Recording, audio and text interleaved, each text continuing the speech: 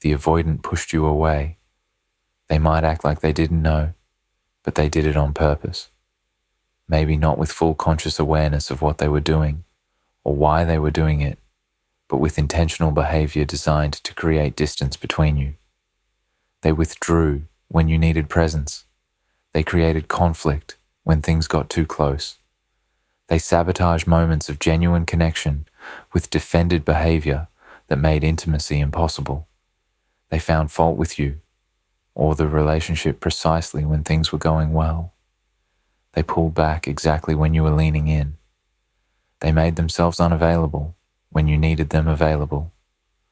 All of it was purposeful, even if the purpose was operating beneath their conscious awareness.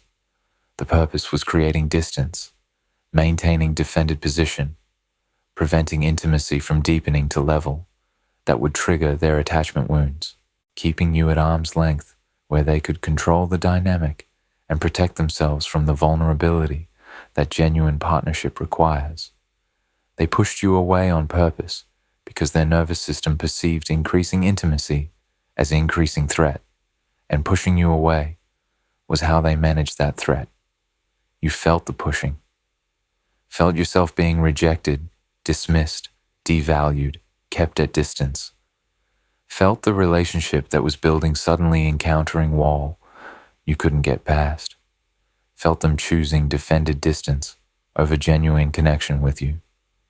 And maybe you stayed through some of this pushing, stayed patient, stayed understanding, stayed hoping they'd stop pushing once they felt safe enough.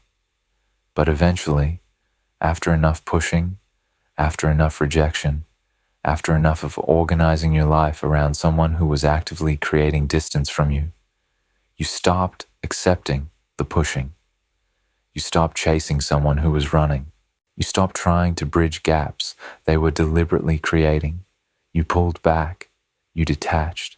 You started choosing yourself over someone who was choosing defended distance over partnership with you. And now, they're panicking. The person who pushed you away on purpose is experiencing crisis about you being gone. The person who created the distance is devastated by the distance becoming permanent. The person who rejected you repeatedly is shocked that you're no longer available to be rejected. The panic is real. The crisis is genuine.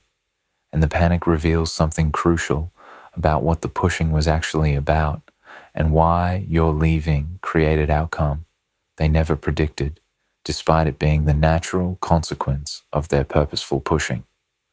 The 3 specific patterns of purposeful pushing that avoidants use and why each one backfired catastrophically.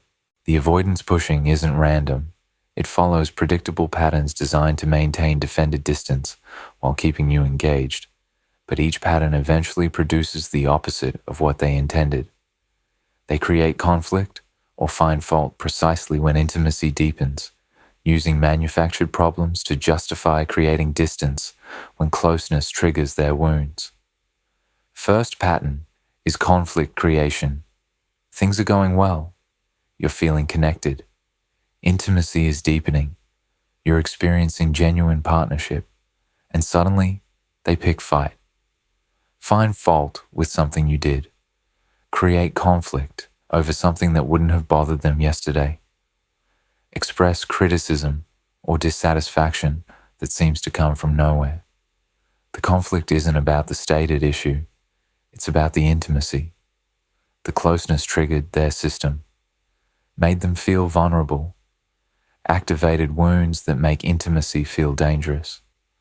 And creating conflict is how they create distance that manages the triggered state. The conflict justifies pulling back, justifies defended position, justifies space that feels necessary to their nervous system. This pattern worked initially. You try to resolve the conflict, try to fix the stated problem, try to restore connection. Your trying would create distance they needed while keeping you engaged in pursuing them. But pattern backfired. Eventually, you recognized conflict was pattern, not legitimate issue. Recognized they were manufacturing problems to justify distance. Recognized you were being pushed away on purpose. And this recognition made you stop trying to resolve manufactured conflicts and start detaching from person who was using conflict to reject you repeatedly. They withdraw precisely when you need them most, teaching you their presence isn't reliable, which eventually makes you stop depending on them. Second pattern is strategic withdrawal. You're going through something difficult. You need support. You need presence. You need them to show up for you. And they withdraw, become unavailable. Can't provide what you need when you need it most. The withdrawal teaches you, don't depend on them. Don't need them. Don't expect them to show up for you because they won't. This teaching was intentional, even if not consciously so. They were teaching you not to need them, because being needed triggers their wounds, makes them feel trapped, obligated, responsible for your emotional state. Withdrawal, when you need them, teaches you to stop needing them, which protects them from feeling needed. Pattern worked initially. You learned not to need them. Learned to manage your struggles alone. Learned their presence wasn't reliable. You became more independent, which gave them the space they were pushing for. But pattern backfired. Because when you truly stop depending on someone, when you truly learn their presence isn't reliable, when you truly become independent, you also stop being invested in maintaining relationship with them. You don't need them, so you don't need the relationship. Your independence that they created through strategic withdrawal became your capacity to leave them without the devastating impact they assumed your leaving would have on you. They devalue what you provide while maintaining the benefits, taking your effort for granted in ways that eventually make you stop providing it. Third pattern is devaluation. You're giving effort, providing emotional support, being patient with their patterns, accommodating their limitations, showing up consistently, and they devalue it. Take it for granted. Minimize what you're providing. Act like what you give isn't that special or that significant. The devaluation is purposeful, protects them from feeling grateful, which would create vulnerability, protects them from acknowledging your value, which would create pressure to reciprocate, protects them from feeling they owe you equivalent effort, which would create obligation they're defended against feeling. The devaluation allows them to keep receiving what you provide while maintaining defended position that doesn't have to reciprocate or acknowledge debt. Pattern worked initially. You kept giving despite devaluation, kept providing effort despite it being taken for granted, kept showing up despite not being valued. Your continued giving, despite devaluation, gave them what they wanted. Benefits of your presence without vulnerability, of acknowledging how much your presence mattered. But pattern backfired. Eventually being devalued repeatedly teaches you something. This person doesn't value what you provide. And when you understand someone doesn't value what you're giving, you eventually stop giving it. Not because you're being petty, because giving to someone who devalues the giving is betrayal of yourself. The devaluation that protected them from vulnerability eventually cost them the thing they were devaluing. You stopped giving, stopped providing, stopped showing up, and the absence of what they'd taken for granted is what created the panic. Why the pushing was never about you. It was about their terror. Of the intimacy you were capable of creating. Understanding what the pushing was actually about helps you see why their panic now reveals more about their limitations than about your worth, and why their panic doesn't obligate you to return. You are getting too close, reaching the defended parts of them that their entire system is designed to protect from being reached. The pushing happened because you were succeeding at something most people can't succeed at. You were reaching them, getting past their defenses, creating genuine intimacy despite their patterns, touching the vulnerable parts of them that their defended system exists to protect. This reaching them, this being capable of creating intimacy despite their defended distance, is evidence of your emotional capacity and your depth. You're not easy to keep at distance. You create connection that bypasses defenses. You reach people beneath their walls. This is your power. But for avoidant, being reached feels dangerous, feels like losing control, feels like vulnerability they've spent lifetime protecting against. The closer you got, the more threatened they felt. The more intimacy you created, the more panic their system experienced. The pushing was their system's attempt to restore distance that felt safe, to prevent you from getting close enough to hurt them the way they've been hurt before. The pushing wasn't about you being too much. It was about you being capable of creating intimacy that felt like too much to their defended system. The panic now is them recognizing they pushed away the only person capable of reaching them.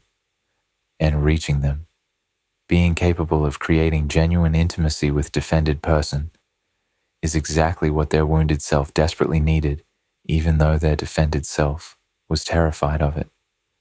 The intimacy you created threatened their defended self, but the absence of you threatens their actual self, which is why panic has replaced the defended pushing. While you were there, creating intimacy, their defended self was threatened. Defended self pushed you away to protect from vulnerability, to maintain control, to prevent dependency, to keep distance that felt safe. The defended self succeeded, pushed you away, created distance, restored defended position.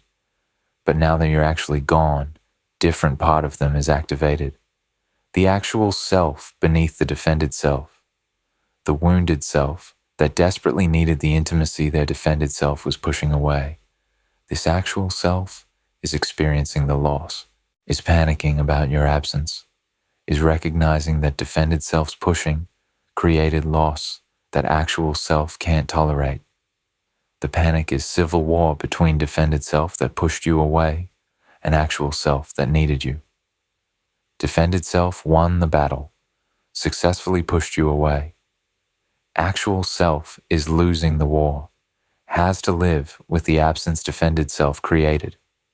The panic is actual self's recognition that what defended self did to protect them actually harmed them catastrophically.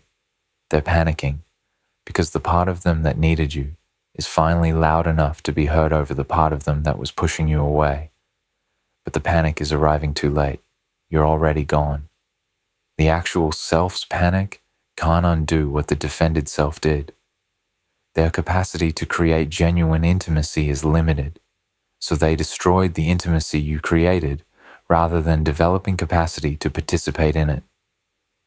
Here's the painful truth they're confronting in their panic. You were capable of creating intimacy. They weren't capable of participating in intimacy without panic. The capacity mismatch meant you were creating connection they couldn't sustain. Building intimacy they couldn't reciprocate. Offering depth they couldn't meet. Their options were: develop capacity through therapeutic work to meet you where you were capable of being met, or destroy the intimacy you created because it exceeded their capacity. They chose destruction. Chose pushing you away over developing themselves. Chose defended comfort over uncomfortable growth work. Chose maintaining limitations over expanding capacity. The destruction through pushing was easier than the transformation that participating in your intimacy would have required, but now they're experiencing consequence. Destroyed intimacy doesn't come back. Pushed away, person doesn't return. Chosen limitation means living with limitations' consequences. The panic is recognition that they destroyed something they can't rebuild, because rebuilding would require the capacity they demonstrated they don't have by destroying it the first time. The uncomfortable mirror. Turn while you're reading about their panic. Instead of building your life without them, but examine what you're doing right now. They pushed you away on purpose. You finally left after absorbing too much purposeful rejection. Good, necessary, healthy boundary. But why are you reading about their panic? Why do you need to know they're panicking? Why does their crisis about losing you matter to your forward movement? Because if you were genuinely done, if you were genuinely building life without them, if you were genuinely choosing yourself, their panic would be completely irrelevant to you. You wouldn't care that they're panicking, wouldn't track their emotional state, wouldn't organize mental energy around whether pushing you away is creating crisis for them. You'd be too busy building to notice their panic. The fact that you want to know they're panicking, that their crisis matters to you, that you're seeking information about their emotional state, this reveals you're not as done as you think you are. You're still oriented toward them, still hoping their panic means they'll transform, still wanting their panic to validate that leaving was right choice, or that you mattered enough to create crisis by leaving. And this orientation toward their panic is keeping you from being fully free. Because truly free means you don't care about their panic. Don't track their crisis. Don't need their suffering to validate your choice. Truly choosing yourself means their emotional state, panicking or not panicking, suffering or not suffering, recognizing what they lost or staying defended, is completely irrelevant to your thriving. Stop needing to know about their panic. Stop tracking their crisis. Stop organizing any energy around their response to consequences of their own pushing. Let them panic without your knowledge. Let their crisis happen without your witness. You have life to build that doesn't require their panic to be valuable. Build it. That's when you're actually free, not when you know they're panicking, when you don't care enough to know whether they're panicking or not. The specific ways the panic manifests and why. Each manifestation is crisis response, not capacity. The avoidance panic creates predictable behaviors that look like transformation, but are actually crisis responses that won't sustain once crisis passes. They suddenly pursue you with intensity they never showed during the relationship, but the pursuit is motivated by fear of loss rather than developed capacity for presence. The panic produces pursuit. Suddenly, they're reaching out, initiating contact, expressing feelings, making effort, pursuing you with intensity that was completely absent during relationship. During relationship, you pursued and they controlled whether to respond. Now you're detached and they're pursuing. The role reversal is striking and tempting. This is what you wanted during relationship. Them pursuing you, making effort, showing they care. But the pursuit is crisis-driven, is motivated by panic about losing you, not by developed capacity for sustained presence. They're pursuing because they're in crisis. When crisis resolves, when they get you back, when they feel secure again, the defended patterns return, because the patterns are automatic responses that crisis temporarily overrides but doesn't reprogram. The pursuit is evidence of panic, not evidence of transformation. Crisis creates temporary capacity for pursuit. Crisis resolution eliminates that capacity. If you return based on crisis-driven pursuit, you'll be returning to person who can pursue in crisis, but will revert to defended distance once crisis passes. They drop their defenses and become vulnerable, expressing everything they couldn't express before in ways that seem like the breakthrough you've been waiting for. The panic also produces vulnerability. Suddenly, they're expressing feelings clearly, telling you what they should have told you during relationship, being vulnerable in ways they were completely incapable of being before. I love you. I need you. I was wrong. I'm terrified of losing you. The vulnerability is genuine. The feelings are real. But the vulnerability is crisis-enabled. Panic about losing you is temporarily disabling the defenses that usually prevent vulnerability. They're not vulnerable because they've developed sustainable capacity for vulnerability through therapeutic work. They're vulnerable because crisis is overwhelming defenses. When crisis passes, defenses return. The vulnerability disappears. The defended position is restored. Crisis-enabled vulnerability is temporary state that doesn't predict sustained emotional availability. If you return based on their vulnerability now, you're returning based on temporary capacity that will disappear when they feel secure enough that defenses can function normally again. They promise to change specific patterns with conviction and detail that makes promises seem credible, but promises made during crisis rarely translate to sustained behavioral change. Along with pursuit and vulnerability comes promises, specific promises. I'll stop pushing you away. I'll go to therapy. I'll work on being present. I'll address my patterns. I'll be different this time. The promises are detailed, specific, delivered with conviction that makes them seem credible. They know what the patterns are, know what needs to change, know what you've been asking for. The specificity suggests they finally get it. But promises made during crisis are motivated by crisis relief, not by genuine readiness for uncomfortable transformation work. Crisis creates belief. They'll do anything to keep you because pain of losing you makes any change seem preferable to loss. But believing they'll change during crisis is different from sustaining change after crisis resolves. After crisis, after you return, after they feel secure, the pain that motivated promises diminishes.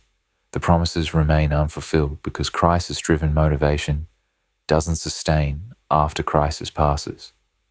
Promises are cheap during panic. Sustained behavioral change is expensive after panic subsides. Don't accept promises.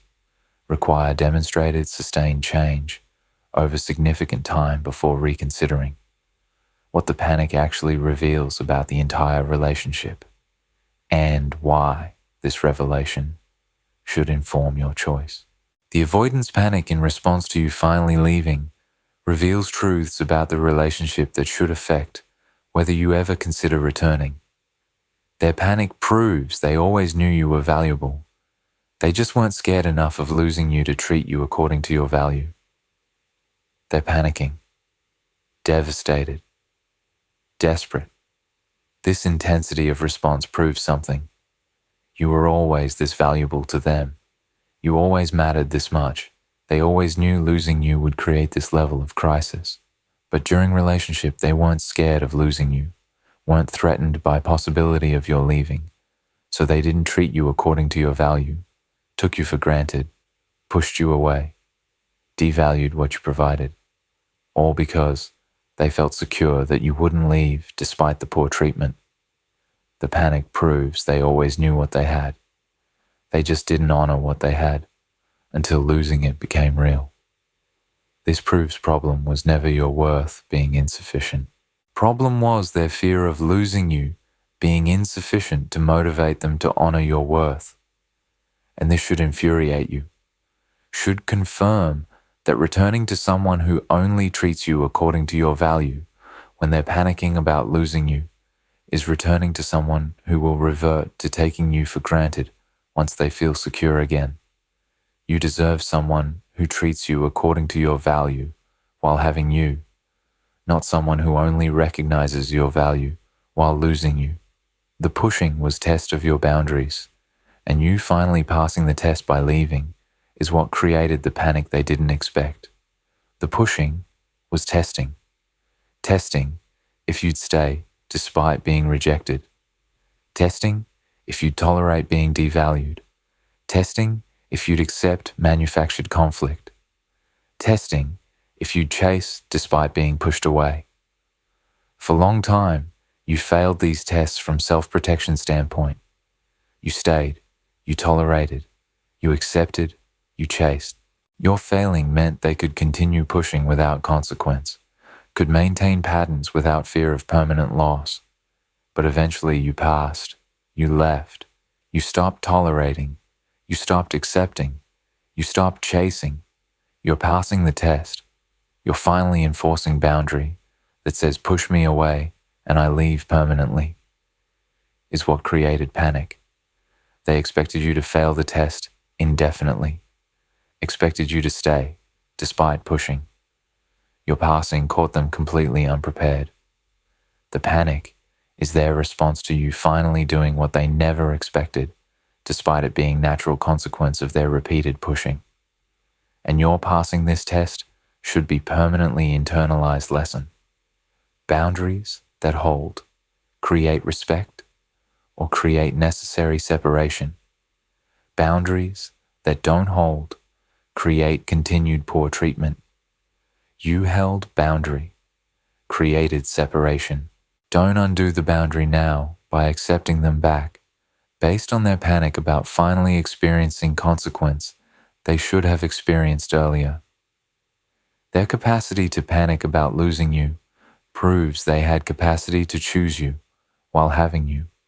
They just chose, defended comfort over choosing you until it was too late. If they can panic about losing you, if they can pursue and be vulnerable and make promises in response to loss, they always had capacity to pursue and be vulnerable and change during relationship. The capacity existed. They just chose not to access it. Chose defended comfort over accessing uncomfortable capacity that relationship required. Chose protecting themselves over showing up for you. Chose maintaining patterns over doing work. Now that they're losing you, suddenly they can access pursuit and vulnerability and promises. This proves the capacity was always there. They just weren't willing to access it while you were tolerating their not accessing it. The panic-driven accessing of capacity proves choosing not to access capacity during relationship was choice. Maybe not fully conscious choice, but choice nonetheless. They could have chosen differently, could have accessed pursuit and vulnerability and change while you were present. They chose defended comfort instead. And choosing defended comfort while you were tolerating it, then accessing capacity only when losing you becomes real, proves they prioritized their comfort over your needs until their comfort was threatened by permanent loss. This should eliminate any guilt about leaving. They had the capacity. They chose not to use it. Your leaving is consequence of their choice. Their panic doesn't obligate you to return to someone who only uses their capacity when threatened by loss. Why returning? Based on their panic, would be betraying yourself and what returning actually teaches them. Understanding what returning during their panic would mean helps you maintain the boundary that serves you, even when their crisis makes maintaining it uncomfortable. You'd be teaching them that pushing you away works, that creating crisis through patterns eventually gets them the desperation-driven pursuit from you they wanted all along. If you return because they're panicking, you teach them pushing works. Push someone away, create crisis, panic when they actually leave, pursue them desperately, and they return. The pattern worked. The outcome they wanted, you pursuing them, was achieved. They got you back through pushing you away. This teaches them to use the same strategy in future. When intimacy gets too close, push you away. When you start to leave, panic and pursue desperately until you return. The pattern becomes sustainable. They maintain defended position most of the time. Access crisis-driven pursuit when you're actually leaving. You become locked in cycle where they push, you leave, they panic and pursue. You return, they settle back into defended patterns, they push again. The cycle repeats indefinitely because returning during their panic teaches them the cycle works to give them what they want. Your presence without them having to sustain discomfort of genuine intimacy. Don't teach this lesson. Don't return during panic. Require sustained, demonstrated transformation over significant time before reconsidering. Returning to panic teaches them panic works. Requiring sustained change teaches them only genuine transformation works. You'd be accepting crisis-driven promises instead of requiring proof, abandoning the boundary that finally forced them to experience consequences. You established boundary. You left when pushed away too many times. You stopped accepting poor treatment. The boundary created consequence. They lost you. This consequence is what created panic. The panic created promises. But if you return based on promises without requiring proof, you abandon the boundary. You teach them promises without proof are sufficient to override consequences. You teach them they can continue patterns, experience consequence of patterns, make promises during crisis of consequence, and have consequence removed through promises without having to do uncomfortable work of actually fulfilling promises. The abandoned boundary teaches them boundaries aren't real, can be overridden through crisis-driven promises. This makes all future boundaries meaningless, makes your needs negotiable, makes their patterns sustainable, because patterns never produce permanent consequence, just temporary crisis that can be resolved through temporary promises. Don't abandon the boundary. Hold it. Require proof over extended time. Sustained, demonstrated behavioral change. Evidence of therapeutic work with specialist. Months of consistent new responses to old triggers. Proof, not promises. That's what maintains the boundary that serves you. You'd be prioritizing their emotional state over your well-being, recreating the dynamic that characterized the relationship where their comfort mattered more than your needs. Throughout relationship, dynamic was, their comfort was prioritized over your needs. They needed defended distance, so you got denied intimacy. They needed to avoid vulnerability, so you got emotional unavailability. They needed to push you away when triggered, so you got rejected repeatedly. Their needs, their comfort, their defended position was what mattered. Your needs were secondary. Returning during their panic recreates this dynamic. They're panicking, they're uncomfortable, they're in crisis. And if you return to relieve their crisis, if you prioritize making them comfortable over your need for sustained proof of change, you're prioritizing their emotional state over your well-being again. You're making their panic more important than your protection. You're choosing to relieve their discomfort over maintaining boundary that serves you. The return is continuation of relationship dynamic where they matter more than you do, where their state determines your choices, where their comfort is more important than your needs. Don't recreate this dynamic.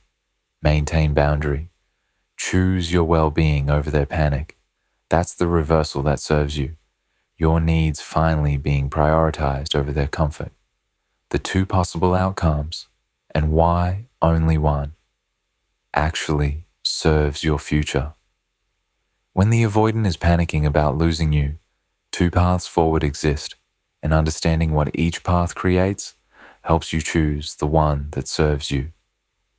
Outcome 1, you return during their panic, and they revert to patterns once secure, wasting more of your time in relationship that fundamentally hasn't changed. If you return based on their panic, their promises, their crisis-driven pursuit and vulnerability, this outcome is most likely. They'll be different temporarily. The honeymoon period where panic-driven motivation is still active. They'll try. They'll make effort. They'll demonstrate some change. And then gradually or suddenly, as they feel more secure, as the crisis of nearly losing you fades, as the panic subsides, the defended patterns return. They start pushing away again. The emotional availability decreases. The conflict creation resumes. The withdrawal when you need them reappears. The devaluation of what you provide returns. You're back in the same relationship that wasn't working before the crisis. They pushed you away until you left. You returned based on panic. They feel secure again. They resume pushing. The cycle repeats. You've wasted more time, months or years, in relationship that fundamentally hasn't changed because crisis-driven promises didn't translate to sustained transformation. This outcome serves neither of you, serves them temporarily by relieving panic, harms them long-term by preventing the complete loss that would motivate genuine work, harms you entirely by keeping you in relationship that continues not meeting your needs while preventing you from finding relationship that would. Outcome 2. You maintain boundary despite their panic and build life that proves leaving someone who pushed you away was the right choice. If you maintain boundary, if you don't return despite their panic, if you require sustained demonstrated change over significant time before reconsidering if you continue building your life without them, this outcome becomes possible. They either do genuine sustained work, motivated by having completely lost you, or they don't do the work. Either way, you're building. Building life that's extraordinary. Building yourself. Building toward future that doesn't depend on someone who pushed you away. Finally becoming capable. The building creates two possibilities. If they do genuine work, years of therapy, demonstrated transformed responses, actual capacity they didn't have before, maybe reconciliation becomes possible years from now with genuinely transformed person. But probably not, because by the time they're genuinely transformed, you're so far past them that reconciliation isn't appealing. If they don't do genuine work, they stay stuck, repeat patterns with next person, never develop capacity.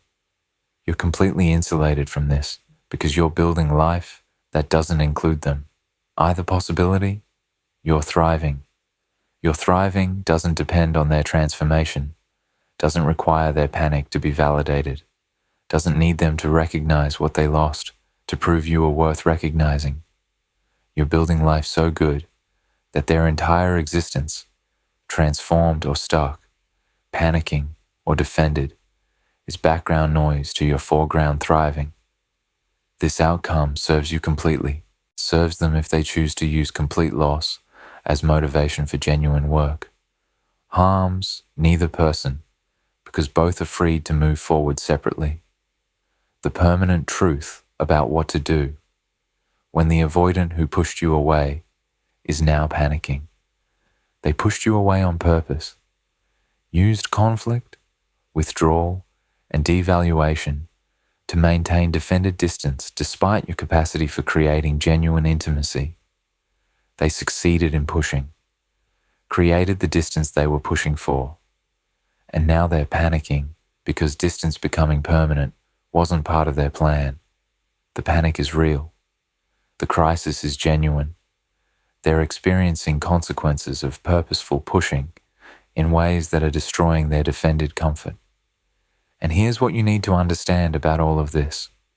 Their panic doesn't create your obligation. Their crisis doesn't require your return. Their suffering from consequences of their own purposeful pushing doesn't mean you should relieve that suffering by accepting them back. They pushed you away on purpose to manage their discomfort with intimacy you were creating. You left for real to manage your unwillingness to keep accepting purposeful rejection. Both choices are valid. Both are creating consequences. Theirs created loss of you. Yours created freedom from them. The consequences are appropriate. The panic they're experiencing is educational. Whether they use the education for transformation or stay stuck is their choice. Not your responsibility, not your concern. Your concern is building life so extraordinary that whether they're panicking or not panicking, transforming or staying stuck, recognizing what they lost or staying defended, none of it affects your joy because you're too busy being yourself in life that doesn't include them. Let them panic. Let the crisis be complete. Let them experience the full weight of what pushing you away purposefully cost them. And you keep building, Keep choosing yourself. Keep moving forward into life, where being pushed away on purpose created the separation you needed to finally become who you are without organizing around someone whose patterns prevented genuine intimacy. They pushed you away on purpose. You left for real. Now they're panicking, and you're building. Both are happening. Only one determines your future. You already know which one. Keep choosing it. The panic is their education. The building is your freedom. Both are appropriate responses to what happened. Let them have theirs. You have yours. That's the answer to their panic. Not returning to relieve it. Continuing to build despite it. That's power. That's your future. That's what refusing to return to someone who pushed you away on purpose creates. Life so good that their panic about losing you just confirms you were always worth what they couldn't recognize until you were gone. And being worth more than they recognized while having you is exactly why staying gone is exactly right. Choice. Live it. Build it. Become so free that their panic becomes distant echo of someone who learned too late what you knew all along. You were always worth choosing while present, and they chose to push you away instead. Their panic, your freedom, both are real. Only one serves your future. Choose it. Keep choosing it. That's the path.